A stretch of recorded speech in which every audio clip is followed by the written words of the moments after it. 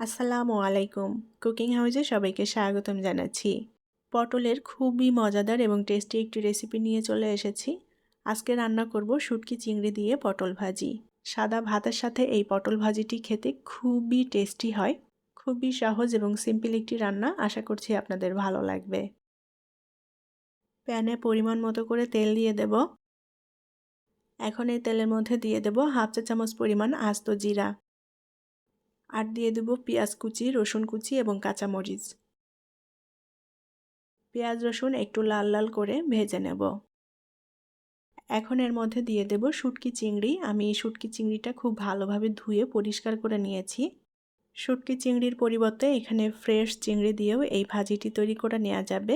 পেঁয়াজ মরিচের সাথে এখন শুটকি চিংড়িটা একটু ভেজে নেব লাল লাল করে। চিংড়িটা আগে থেকে ভেজে নিলে ফ্লেভারটা ভালো আসবে। চুলার আঁচ অবশ্যই অল্প রাখতে হবে আর একটু বারে বারে নেড়ে দিতে হবে যেন পুড়ে না যায়। পেঁয়াজ মরিচের সাথে চিংড়িটা আমি সুন্দর করে ভেজে নিয়েছি।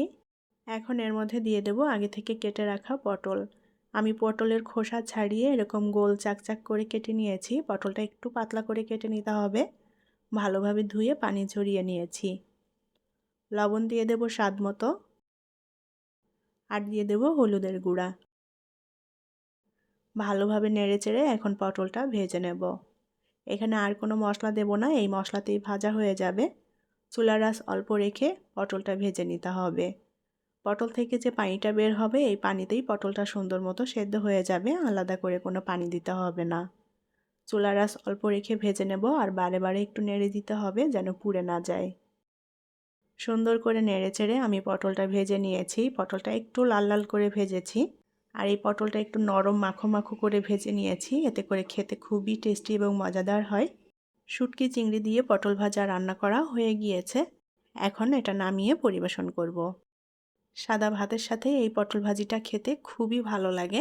আমার রেসিপিটি যদি আপনাদের ভালো লেগে থাকে তাহলে প্লিজ ভিডিওটি শেয়ার করবেন। পরবর্তী রেসিপি দেখার আমন্ত্রণ জানিয়ে বিদায় নিচ্ছি। আল্লাহ হাফেজ।